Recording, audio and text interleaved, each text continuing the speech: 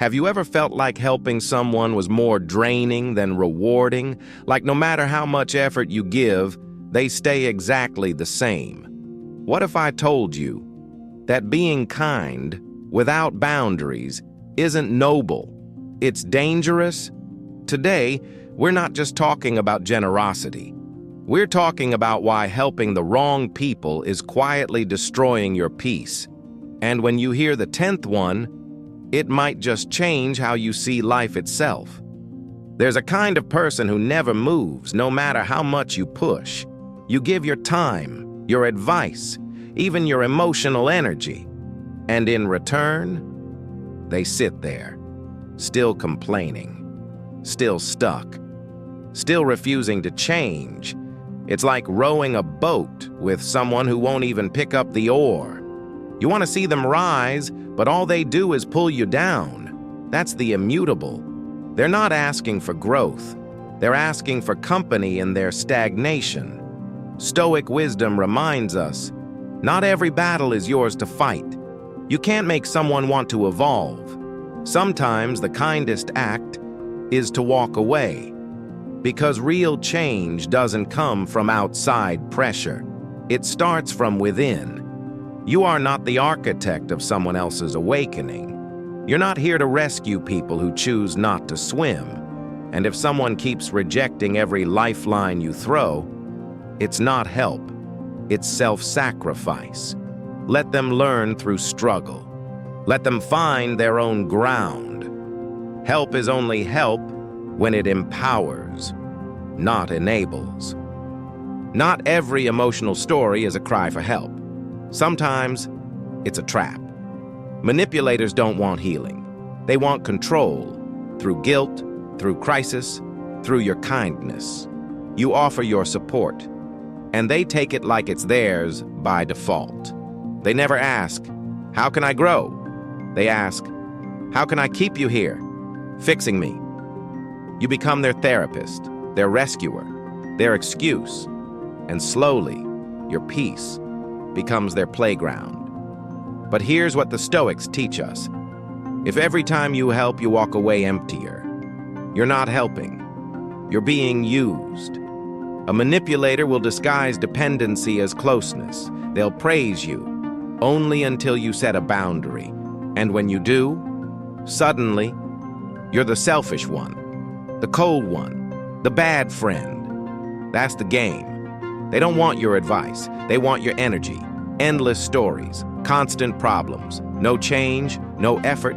They feed off your reaction, your worry, your presence, your yes, when you really meant no. And when you finally burn out, they just move to the next source. Stoicism isn't coldness. It's clarity. You are not required to solve everyone's chaos, especially when that chaos is their comfort zone. Next time someone drags you into another emotional emergency, ask yourself, am I helping or am I being harvested? Protect your peace. Not everyone who cries wants to heal. They always have a reason why life's unfair. It's never their fault. It's the boss. It's the economy. It's fate. Their story never changes because they don't want it to. Playing the victim gives them power. It gets attention, sympathy, and zero accountability. You listen, you care, you offer real solutions, but somehow, they're never enough. It's like handing them a map, and they still insist they're lost. Stoicism teaches us. The world doesn't shape us. Our response does.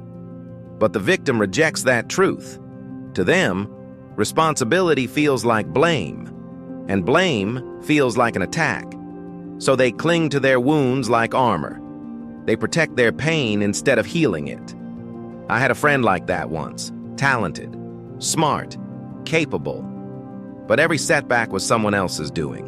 Every failure, someone else's fault. Over time, I realized he didn't want to grow. He wanted an audience. And I was front row at every pity performance. Helping someone who won't take ownership is like refilling a cup with no bottom. All it does is drain you. So what does Stoicism say? Step back. Not out of cruelty, but out of wisdom. Some people can only hear truth after silence. Some lessons can only be learned alone. You're not abandoning them. You're respecting their freedom to take control or not. Your peace matters too. And you don't owe it to those still blaming the storm for not learning how to sail. You're not in a conversation. You're in a monologue. With them, it's always about them, their struggles, their brilliance, their endless need to be seen. The narcissist isn't looking for support. They're chasing spotlight. But here's the paradox. They crave admiration, yet offer nothing real in return. You try to be there. You offer thoughtful advice. But every sentence you speak gets lost in their reflection. They nod, they smile, then pull the focus right back. And suddenly, your presence becomes background noise in their life drama. It's like pouring water into a bucket riddled with holes. No matter how much you give, it's never enough. The Stoics understood this kind of person.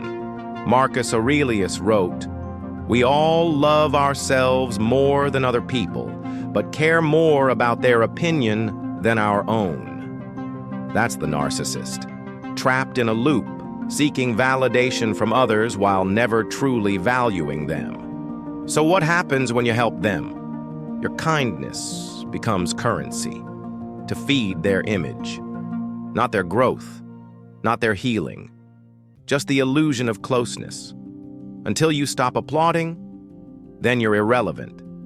But you're not here to play a supporting role in someone else's ego trip. Your energy is sacred. Give it to those who see you, not just your reflection in their mirror. You're allowed to walk away from one-sided admiration, because true connection requires two. Time is not money. Time is life. And some people, they treat your time like it's theirs to burn. They show up unannounced. They linger with no purpose. They talk for hours and say nothing that matters. At first, it feels harmless, but over time, you feel it. That's silent theft. One moment here, one distraction there. Suddenly, your day's gone, and it wasn't even yours. The Stoics saw time as the rarest possession. Seneca said, "It's not that we have a short time to live, but that we waste a lot of it." Time wasters don't mean harm, but that doesn't make the cost any less real. They blur the line between connection and consumption. They expect you to always be on, always available, always saying yes, even when your world is on fire. You might think you're being kind, but what you're really doing is abandoning your own priorities. And slowly, you become a character in their schedule instead of the author of your own. Here's the truth. You don't owe your time to anyone who doesn't respect it. Set clear boundaries. Protect the pockets of quiet that keep your mind clear. Silence your phone if you have to. Say no, without guilt. Not because you're selfish, but because you're sovereign. Your time is not a public resource. It's a sacred currency. Spend it where it grows something, where it nourishes your peace, where it builds the life you want.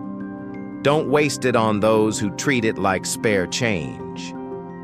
They nod. They smile. They even say, "That makes sense." But when the moment comes, they change nothing. You offer insight. You give your best thoughts. You speak from experience. And yet, the next time you meet them, it's like the last conversation never happened. They ask again. You explain again. They ignore it again. That's the deaf listener. They're not lacking advice. They're allergic to action. Helping someone like this feels like pouring wisdom into a cracked bowl. It doesn't hold. It doesn't grow. It just disappears. And you're left wondering, why do I keep trying? Stoicism draws a sharp line here. You're responsible for what you say, not for what others choose to do with it. Marcus Aurelius said, "Waste no more time arguing about what a good man should be. Be one." Trying to wake someone who refuses to move is not kindness. It's noise. And your energy? It deserves better than bouncing off a brick wall. The deaf listener isn't ready. They're stuck in comfort, even if that comfort is pain, because effort means risk, and growth demands discomfort. So they smile and stall and stay exactly where they are. Here's the truth. Your advice is not a lifeline for someone anchored to excuses. Walk away, not in anger, not in bitterness, but with peace, knowing you did your part. Some lessons don't need another voice. They need silence and time. Every day is a crisis. Every moment, a performance. You're not in a friendship. You're in a one-person theater show. And they cast you as the silent audience. The dramatic doesn't want peace. They want intensity. They want emotion. They want attention dressed up as emergency. The slightest inconvenience, catastrophe. The smallest conflict, a betrayal. And somehow, you're always pulled in, always listening, always reacting, until your calm becomes their fuel. They cry, you comfort. They spiral, you catch. But they never stop the show. Because without the drama, who are they? Marcus Aurelius said, "You have power over your mind, not outside events. Realize this, and you will find strength." But the dramatic person never looks inward. They outsource all emotional responsibility. You give advice. They amplify pain. You offer solutions. They reject it for a bigger, louder problem. And in the end, you leave the conversation feeling drained, not uplifted. So what does Stoicism say? Draw a line. Protect your space. Protect your mind. Care, but from a distance. Their storm doesn't have to become your weather. You can show empathy without stepping onto their stage. Sometimes, the greatest gift isn't a rescue. It's reflection. Ask a quiet question. Offer a pause. Let them see their own cycle. And when needed, use humor. Not to dismiss, but to lighten the weight they insist on carrying. Because not every drama deserves a spotlight. And not every cry is a call for help. You give your heart. They give you silence, or worse, entitlement. The ungrateful don't see your effort. They expect it. They treat your kindness like a delivery, something they ordered, not something you offered. You go out of your way. You show up. You stay up late. And what do you get? A shrug, a complaint, a cold thanks with no meaning behind it. Helping them feels like pouring into a black hole. It doesn't echo. It doesn't reflect. It just vanishes. Gratitude is fuel. It keeps relationships warm. It keeps generosity alive. Without it, everything starts to rot. Marcus Aurelius said, "When you arise in the morning, think of what a privilege it is to be alive, to think, to enjoy, to love." But the ungrateful don't think that way. They count what they lack. They forget what they've been given. And when you help them, it never feels like enough. You were late. You didn't do it their way. You could have done more. Over time, your motivation fades. Not because you don't care, but because they don't. And here's what Stoicism reminds us. Your energy is limited. Your effort is sacred. Don't give it to those who refuse to value it. Set boundaries, not to punish, but to protect. You are not a never-ending resource. You're not required to water plants that never bloom. Some people simply choose not to grow. And that's not your failure. That's their path. It starts small. They ask for advice, then for help, Then, for everything. The dependent person doesn't just want support. They want direction, permission, a substitute backbone. Every decision becomes yours. Every problem becomes shared. Every time they struggle, they reach for your hand instead of their own strength. At first, it feels noble, being someone's rock, being reliable. But soon, you're not just supporting them, you're carrying them. And your life? It starts to shrink under the weight. Marcus Aurelius reminded us, you have power over your mind, not outside events. But when someone's entire mind leans on yours, you lose that power too. They ask you what to do, what to say, what to think. And if you stop answering, they collapse. Not because they can't live without you, but because they've never tried. Stoicism teaches responsibility, ownership, self-leadership. And here's the truth. You can't build resilience for someone else.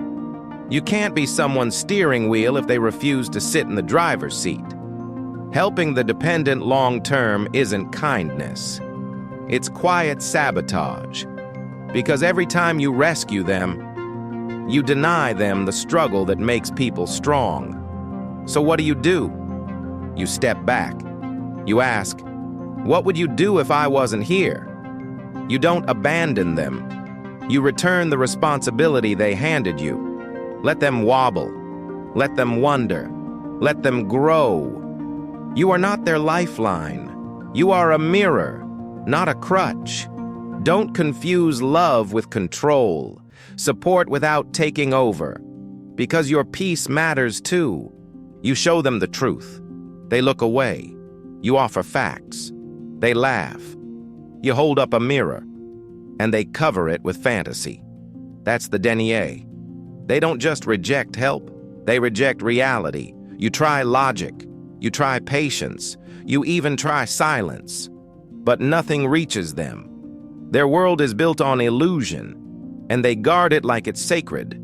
It's not confusion, it's a choice to stay blind, because truth means change, and change means responsibility. Imagine trying to teach a fish how to fly. That's what it feels like. You walk away drained, not because they defeated you, but because you cared too much. And the Stoics would say, you have power over your mind, not external events. Trying to save someone who clings to delusion is one of those external events. You can't reason with what refuses to be reasoned with.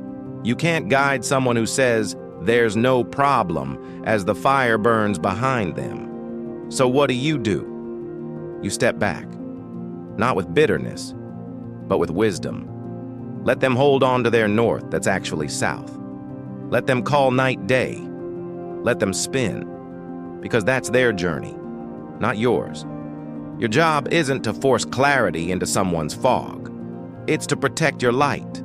Sometimes the kindest thing you can do is stop trying to convince them. Let life teach what you couldn't, and save your energy for those who are still looking up when you point at the stars. So, we've walked through 10 faces, each one reminding us that not all help is helpful. You saw yourself in some. You saw others too. And maybe you finally gave yourself permission to stop saving those who keep choosing the fire. Because here's the quiet truth. Compassion without boundaries becomes self-destruction. Wisdom isn't given more. It's knowing when to give less. This isn't about turning cold. It's about staying whole. So here's one question. Who in your life have you been rescuing? That never asked to be rescued and never planned to swim? Drop your answer in the comments or just sit with it. And if this voice spoke to something inside you, you know what to do.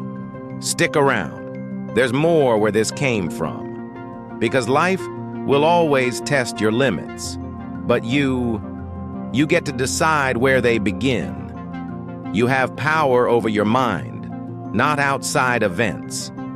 Let's start there.